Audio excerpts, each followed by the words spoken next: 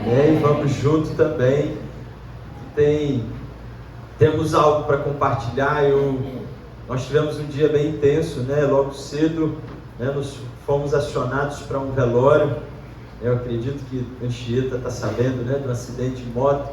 Então estivemos aqui até umas 5 horas nesse propósito. Um jovem, 30 anos de idade, e sua vida foi encerrada de forma fatal, não foi, enfim, um acidente. Mas o que fica é esse sentimento de que a vida é breve, de que nós não estamos no controle de fato de nada. E o que nós devemos, enfim, refletir é o que nós estamos fazendo com a nossa vida. Como tem sido os nossos dias, qual tem sido a dedicação do nosso coração. Abra sua Bíblia em Mateus capítulo 13.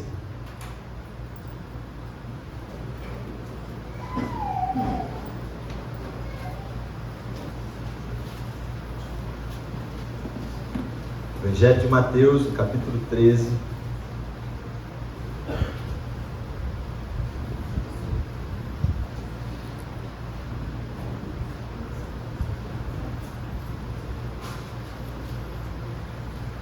Verso 18. Eu quero só revisar aqui do 18 ao 23, onde Jesus traz então a explicação da parábola que ele mesmo contou, a parábola do semeador. Como um contexto dentro do que ele trata em todo esse capítulo. Mateus capítulo 13, verso 18. Amém?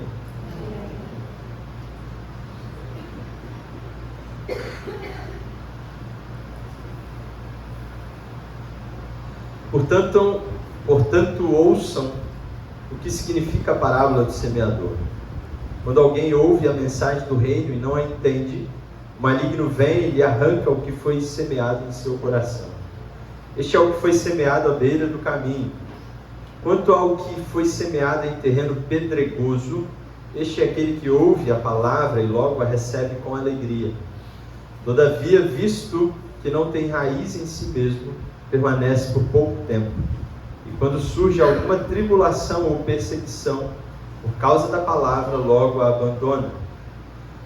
Quanto ao que foi semeado entre os espinhos, este é aquele que ouve a palavra, mas a preocupação dessa vida e o engano das riquezas a sufocam, tornando-a infrutífera.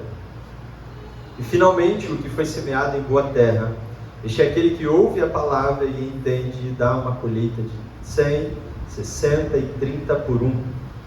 O verso 22 novamente diz: quanto ao que foi semeado entre os espinhos, este é aquele que ouve a palavra, mas a preocupação dessa vida e o engano das riquezas a sufocam, tornando-a infrutífera. Essa é uma mensagem que Jesus traz para os seus, sobre a expectativa. A semente é a palavra e o nosso coração é o lugar onde a semente é depositada com uma expectativa. Ninguém que planta uma semente, planta sem a expectativa de que nasça algo e que dê fruto. Deus está semeando uma palavra no nosso coração, que nos conduz a um modo de viver, que nos conduz a um estilo de vida que o agrada, que o honra. E quanto a isso, ele diz no verso 22 que há alguns que o coração deles, na verdade, está cheio de espinhos, está tomado de espinhos, porque ele ouve a palavra, mas há muita preocupação com as coisas dessa vida, e o engano das riquezas a sufocam, tornando-a infrutífera. O problema do ser humano não é o dinheiro, é o amor ao dinheiro, é a raiz de todos os males. Mas no fim o que ele está tratando é de uma pessoa que está sendo conduzida, está levando um estilo de vida onde não há lugar para o Senhor de prioridade sobre todas as coisas, onde o Senhor não é de fato mais importante do que tudo. Há uma divisão de coração, onde ele diz que a pessoa recebe a palavra, mas as preocupações, o engano, a busca por essas coisas tornam essa pessoa infrutífera. Nós estamos vivendo dias onde é fundamental sermos fervorosos no Espírito. E fervoroso no Espírito não é quem fala em línguas, não é quem faz barulho. Fervoroso no Espírito é de fato quem tem vida de Deus. Amém? Tem vida de Deus aí? Você precisa ter vida do Espírito, e essa vida ela é confirmada e comprovada em frutos.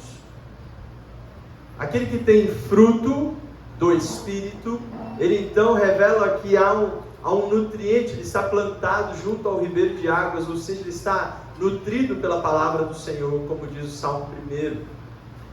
E há uma expectativa dos céus a meu respeito e a seu respeito nesses dias. Jesus diz: nesse tempo, nos últimos dias, porventura acharei eu fé na terra. Será que eu vou encontrar corações que creem? Será que eu vou encontrar pessoas que confiam ainda? Ou vamos encontrar pessoas que estão infrutíferas, porque toda a palavra liberada, ela foi sufocada, minada, extirpada, cancelada, e as pessoas estão seguindo um engano.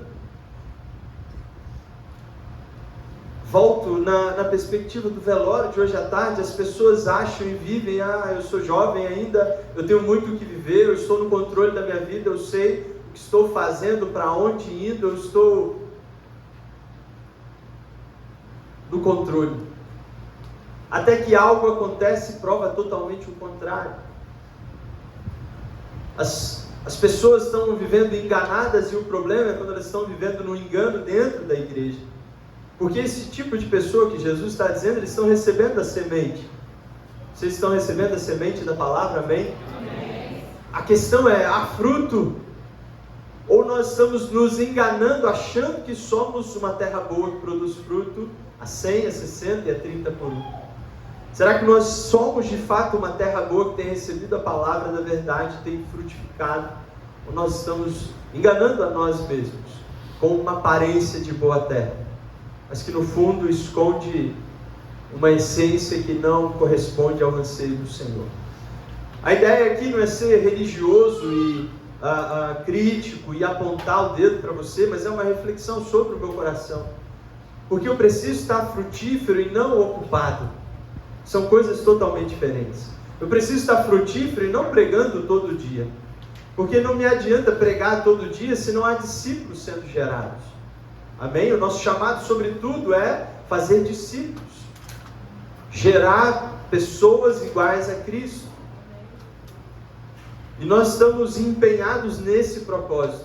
Mas quando eu recebo a palavra, ela entra no meu coração, eu me quebranto, eu venho no apelo, mas eu não estou comprometido com ela, ao ponto de haver fruto, mudança de vida. O Evangelho te alcançou e sua vida tem mudado de fato, ou você vive um engano? Ou você viveu um tempo de mudança e de repente você estacionou no curso da sua vida, porque você, apesar de estar aqui recebendo a palavra, você está ainda enganado com as coisas dessa vida, preocupado com as coisas dessa vida. Nós precisamos fazer uma reflexão hoje que diz respeito ao nosso coração, aonde o Senhor espera de nós um estilo de vida. No mesmo capítulo 13 de Mateus, no verso 44, Jesus conta ainda uma outra parábola de um verso só, onde ele diz que o reino dos céus é como um tesouro escondido no campo. Certo homem, tendo encontrado, escondeu o tesouro de novo. Então, cheio de alegria, vendeu tudo o que tinha e comprou aquele campo. Há vários apontamentos sobre o texto, mas na essência ele quer dizer que alguém recebeu algo valioso, um evangelho, uma semente, uma verdade. E ele entendeu o valor daquilo de tal maneira que ele decidiu largar tudo, vender tudo que tinha, para então assumir, comprar, adquirir, fazer parte, tomar isso para si. O Evangelho, ele não é algo que eu recebo no domingo e eu renovo no domingo. O Evangelho é Cristo Jesus, ele é uma pessoa viva, já pregamos isso várias vezes. O Evangelho é quem eu me torno e não o que eu falo. Pregar o Evangelho não é falar de Jesus, é ser como Ele é. E para que eu me torne como Ele é, eu preciso que essa semente alcance o lugar do meu coração e produza o fruto que ela opera, o fruto que os céus esperam. Amém? E por isso precisamos jejuar, porque o jejum é para arar a terra. Várias pessoas estão dentro da igreja enganados, como dissemos, como o texto traz, cheio de preocupações, com as coisas dessa vida, com a riqueza, porque o coração já está meio duro. A semente bate e morre, ela não produz fruto, ela não cria raiz, ela não desenvolve. Porque há um coração equivocado. E aí eu preciso sim de jejuar, de matar, de destruir essas pedras do meu coração, para que eu não caia no engano, porque muitas vezes nós estamos achando que estamos agradando o Senhor. E na Bíblia está cheio de exemplos de pessoas de boa vontade que Uzaque foi segurar a arca de Deus que estava caindo e morreu. Saul que falou, não, eu vou separar os bois para sacrificar a Deus, e foi rejeitado. E tantos outros exemplos de homens e mulheres que se equivocaram dentro do processo porque não receberam uma palavra para mudança, receberam uma palavra para se tornar alguém para eles mesmos, para servir ao seu próprio interesse. Eu não estou aqui me queixando de uma igreja que não serve, não é isso. Eu não estou aqui pregando uma palavra de julgamento, porque acabei de falar, inclusive, aqui há um coração de serviço tremendo, há pessoas de fato entregues, de coração entregue, humilde. Poucos lugares eu vi isso. E não estou falando de lisonja para massagear o seu ego. Sim, aqui há uma igreja fervorosa no serviço. Há uma igreja de fato disposta a ir. Me sinto fortalecido quando a gente entende uma instrução do Senhor e a força que vem dos irmãos nos leva muito além. Mas a minha preocupação é que fruto você tem dado de tal maneira que Cristo seja revelado. Que fruto você tem dado além do seu serviço. Porque não adianta, como temos dito insistentemente, trazer o filho na igreja. Não adianta trazer o filho e criar ele no berçário da igreja achando que ele vai ser um profeta. Ele precisa de um modelo de homem e de mulher de Deus. Ele precisa de um coração quebrantado. E o que o verso 22 dessa parábola da semeadura revela é um coração no fundo de um crente morno. Sabe o que é o crente morno? Ele até vai, mas não vai de todo o coração. Você até conta com ele, mas quando ele tem espaço na agenda.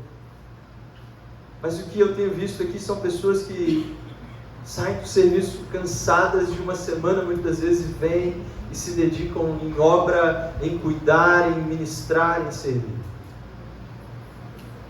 Mas nós precisamos ser coesos na nossa ação. O nosso relacionamento com Deus não pode ser o desejo de um domingo à noite, mas tem que ser uma entrega definitiva, um sacrifício vivo, santo e agradável a Deus.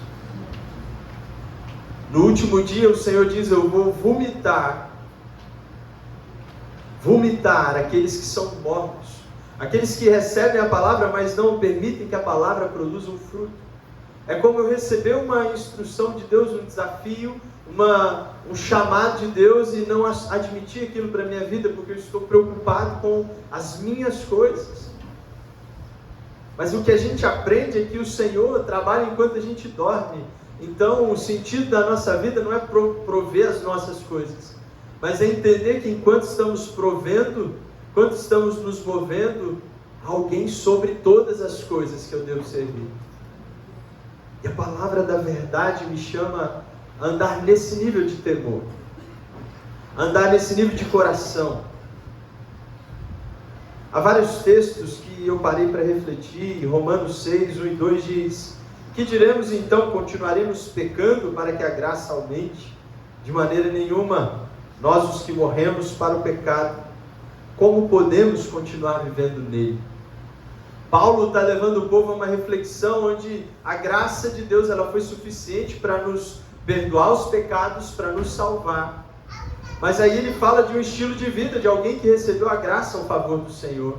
Eu fui perdoado dos meus pecados, eu fui amado, acolhido, aceito pelo Senhor, para viver com o Senhor. E aí agora eu vou fazer o que eu vou falar? Vou continuar vivendo do meu jeito, vivendo, sustentando os meus pecados. Eu vou agora continuar simplesmente. Ele diz não, porque tem a graça, ele não Porque há um nível de vida ainda mais excelente, que tem a ver quando eu morro e Ele vive, que tem a ver quando eu deixo de governar e Ele reina. Nós não podemos viver pelos testemunhos dos outros, da santificação dos outros, dos milagres dos outros. Todo mundo que está morno, ele fica procurando um testemunho de alguém, não alguém que é uma testemunha viva. Todo mundo que é um crente morno, ele quer o argumento de alguém que faz para consolar ou confortar o seu coração, mas ele não quer se tornar alguém que tem um testemunho. Nós precisamos de um nível de entrega onde nós nos tornamos testemunhas de Cristo. Não no domingo à noite com a nossa Bíblia, mas na nossa casa. Porque é o terreno mais difícil de ser crente é em casa. O lugar mais difícil de testemunhar Cristo é em casa. Não é isso não? Nas redes sociais é mais difícil, né? Tirar uma foto com a Bíblia, o cálicezinho da ceia, aleluia. Agora, se tornar o cálice para alguém beber, se tornar o pão para que alguém coma, esse é o Evangelho de Cristo. Nós precisamos entender que o morno é aquele que ouve a palavra, é mero ouvinte, como o Tiago vai dizer, mas ele não é praticante. E o que o Senhor espera é uma igreja madura, e uma igreja madura é aquela que ouve e pratica. Hebreus capítulo 5 diz que pelo exercício, pela prática constante da palavra, se tornaram aptos para discernir o bem e do mal, o certo do errado, o caminho, a instrução. Porque Deus não aparece todo dia, ou um anjo vem todo dia na sua casa, pelo menos lá em casa não é assim. Eu não recebo uma visita de Deus todo dia dizendo o que eu devo fazer. Eu preciso de um coração entregue a Ele. Eu preciso das minhas vontades submissas a Ele. Mas se eu me torno um mero ouvinte, eu vou me satisfazer de domingo em domingo sem apresentar frutos dignos do Evangelho de Cristo. Eu serei um crente morno, alguém que tem aparência, mas não tem fruto, não tem vida. Alguém que fala de Cristo, ouve música evangélica, mas ele não deixa pegadas para o Evangelho. E o Evangelho é um caminho, uma verdade e uma vida, amém? O Evangelho é Cristo, ninguém vai ao Pai. Quando alguém morre, as perguntas são sempre as mesmas. Será que ele foi para o céu? E aí, o que você acha? Eu falo, eu não acho nada. Porque todo mundo vai comparecer diante do Senhor. A minha preocupação é com o meu coração hoje, igreja. A minha preocupação é para eu não me tornar um mero pregador da palavra que fala todo domingo e não vive nada do que fala. E quando eu vou recorrer, e eu preciso recorrer ao jejum, a renúncia ao meu discipulado, eu preciso parar para arar o meu coração, para não me tornar um religioso, um crítico de púlpito, um exigente de um rebanho. Mas sobretudo eu quero sim ser modelo de crente, modelo de Cristo, não no domingo à noite, mas para o Benício, Bernardo e Isadora na minha casa, para a Juliana. E é isso que é difícil, esse que é o Evangelho de Cristo, difícil. Aqui dá para desenvolver bem, mas lá em casa é difícil. Mas o que eu quero e espero é que os meus filhos, assim como nesses dias atrás, encontraram eu e Juliana, e eu não estou falando isso para nossa glória, porque tinha um monte de igreja jejuando, e ninguém jejua porque tem glória, jejua porque está muito, né, carnal, para falar bonitinho. Mas eles falaram, a gente quer jejuar também. E aí eu tinha comprado sucrilho naquele dia, eu não gosto de dar sucrilho, não, naquele dia eu comprei. Só a gente vai jejuar, só vai comer sucrilho sábado. Amém, né? Aleluia. Entendeu que tem que se separar, se abster, abrir mão do prazer, da vontade. E é assim que a gente vai construindo um fundamento, com um testemunho, com pegadas. Deixa seu filho te pegar orando, jejuando, lendo a Bíblia. Deixa seu filho pegar você preocupado com outros. Leve o seu filho para servir a outros e envolva a sua casa na vida que você tem com o Senhor, e eles vão sim conhecer Cristo. Que o Evangelho é o bom perfume de Cristo. É um cheiro que você sente e você fala, eu quero mais disso. Eu preciso de... Onde vende isso? Eu quero comprar. Alguém disse. Simão Mágico. Como é que eu faço para comprar isso aí, Paulo? E Paulo tratou ele com todo carinho, chamando ele de miserável pecador, filho do cão. Isso não se compra. Isso tem preço de cruz. Isso tem a ver com uma renúncia de uma vida para que ele viva.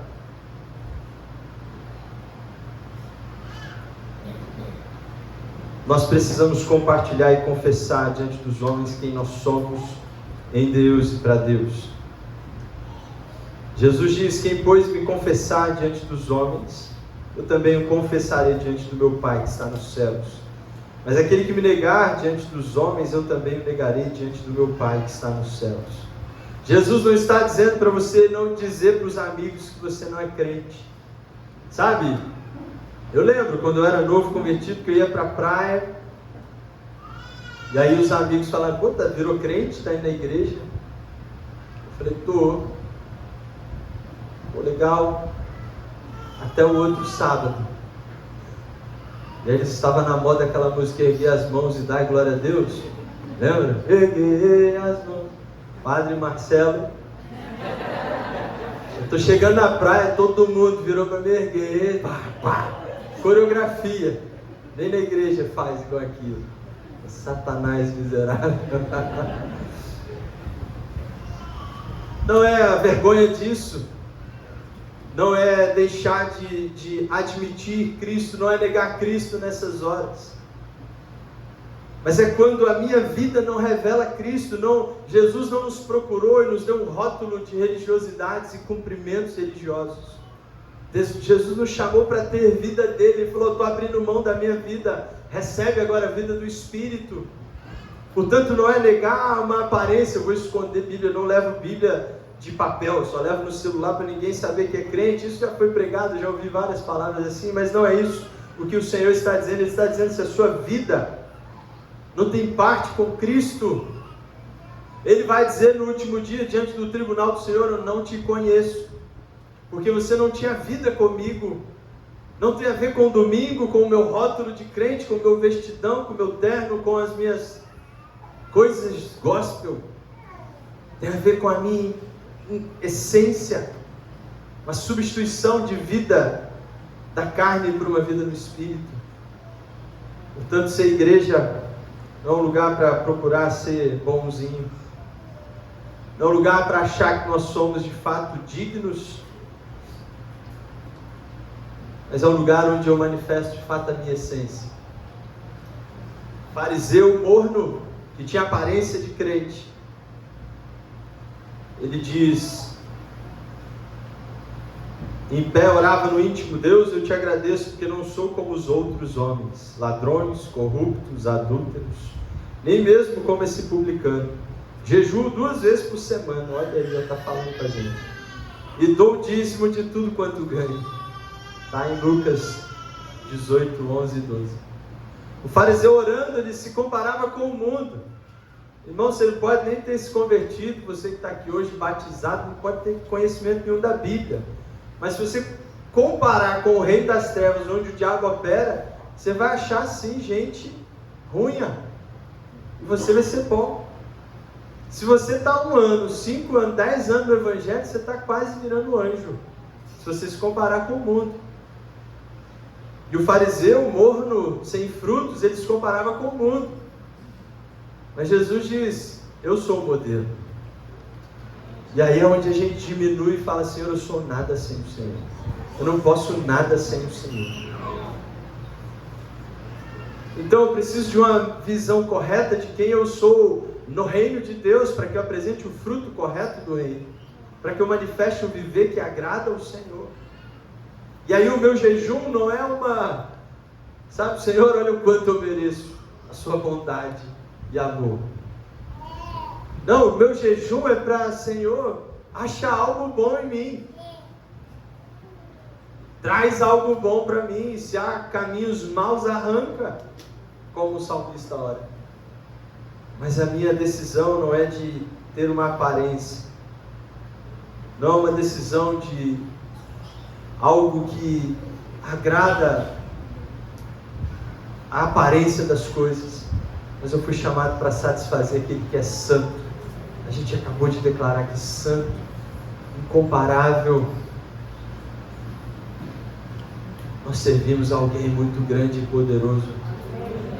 Não dá para ser conforme eu quero. Não dá para apresentar um evangelho de carnalidades, de busca por algo de um lugar. Eu não posso cair no engano dessa vida, desse mundo. Há 40 anos atrás, não era nem nascido, não, já tinha nascido, Léo, deu ruim. Já tinham, né? Há 42 anos atrás, Léo. Eu não era nem nascido.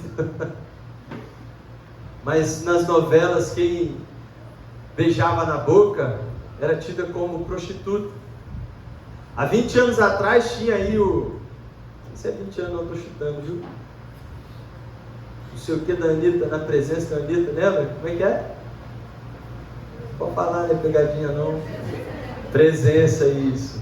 Na presença de Anitta, e aí entrou um outro padrão. Agora não é só mais beijo na boca, agora é contato físico. E o beijo que era técnico, agora se tornou uma relação técnica, de estar numa mesma cama, porque é uma imagem técnica. E aí começou a destruir as próprias famílias daqueles que eram atores e atrizes. Mas sabe qual é a questão toda? É que há um padrão mental hoje, onde as crianças de 13, 14 anos, elas nem sabem se são. Com a identidade sexual que elas têm, foi estabelecido um padrão de imoralidade. Nós estamos nos enganando, achando que estamos protegidos desse mundo dentro da igreja. Você não está protegido do mundo se o Senhor não reina na sua casa.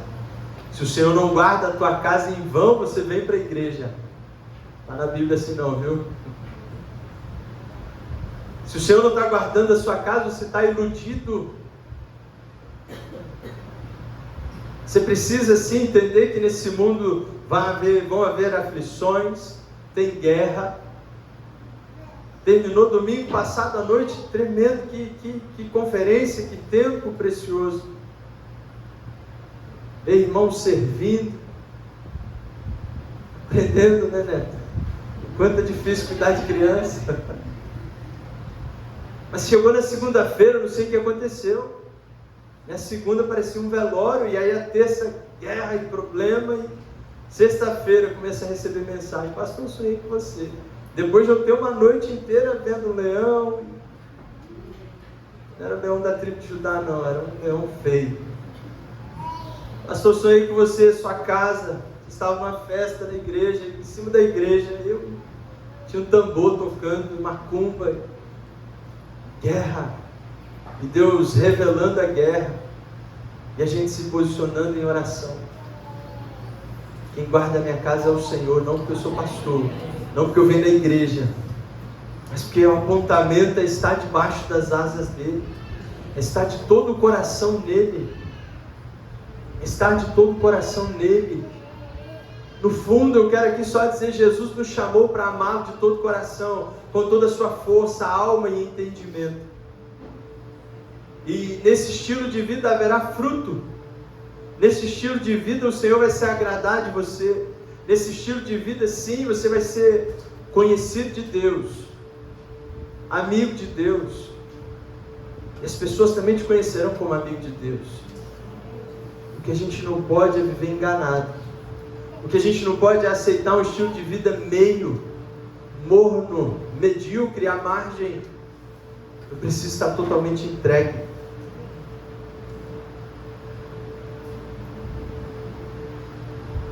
O amor de Deus é um sacrifício a quem não merece, não aqueles que eu tenho interesse. Eu vou amar aqueles que eu tenho algum tipo de interesse. Eu vou amar aqueles que é fácil de amar, porque eles demonstram amor também. Vai amar aquele que te persegue. Vai amar aqueles que geram problemas para você. Já falar, né? Amar aquele que te persegue O marido cutuca a mulher, né? Amar quando não está tudo bem é difícil. Amar quando você não tem nada em troca é difícil. Jesus veio para os seus e os seus o rejeitaram. Jesus veio para os seus e os seus falaram: quem é esse Zé? Filho do Zé e da Maria. Está se achando profeta agora. Está se achando sábio. E o desprezaram, menosprezaram. Como nós estamos olhando para o Senhor, o Deus de toda a terra. Nós precisamos revisar o nosso coração. Examine, pois, o homem a si mesmo. Cada um olhe para dentro de você. O padrão é Cristo, o alvo é Cristo. Quem nós temos que alcançar é Cristo. Eu preciso dar mais um passo de entrega hoje. E não é uma entrega de domingo, é uma entrega de todo o coração. É uma entrega de compromisso, de jejum. É abrir mão das minhas resistências, é parar de andar enganando quem está à minha volta e a mim mesmo. É parar de ser um mero ouvinte da palavra. Eu preciso de entrega, eu preciso de sacrifício para que haja fogo, para que haja presença. Eu preciso de substituição de vida, de uma vida de corrupção para uma vida de santificação. Eu preciso da santidade de Deus, porque a minha não serve. A minha santidade é eu me comparar com os corruptos como os fariseus. A minha santidade é me comparar com os beberrões, com os drogados, com as prostitutas e prostitutas. E é fácil ser santo comparando com esses. É só me esconder dentro da igreja. É só viver de conferência em conferência. Agora, quando eu me comparo com o Senhor, eu vejo que a minha santidade é nada. Eu estou há 24 anos caminhando e eu preciso de mais do Senhor na minha vida. Eu preciso de mais de transformação. Eu preciso de mais de me render diante dEle. Depois do dia de hoje, o coração fica esquisito, uma azia no coração, sabe? Um negócio estranho. De ver o pai, irmãos, irmãs, familiares chorando. E aí você fica observando tudo e pensando nas falas, observando as falas de alguns, dizendo: nós vamos nos ver ainda.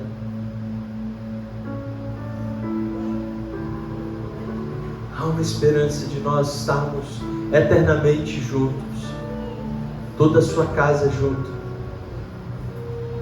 Mas não se engane. Josué diz bem: olha, vocês querem servir a Baal, vão servir Baal. Vocês querem servir a Deus, é desse jeito. Sirvam a Deus. Eu e a minha casa decidimos. Nós vamos pagar o preço, nós vamos servir ao Senhor. Nós vamos nos entregar ao Senhor de todo o coração, sem nos enganar com as riquezas dessa vida, com as preocupações desse mundo. Hoje é um apelo para crente. Hoje é um apelo para você que está morno, que está caminhando desanimado, com altos e baixos, ou talvez de domingo a domingo. Ei, há um nível de evangelho que vale a pena ser vivido. De domingo a domingo não presta, não serve, é superficial. É como você olhar aquela foto de um hambúrguer desse tamanho, sabe?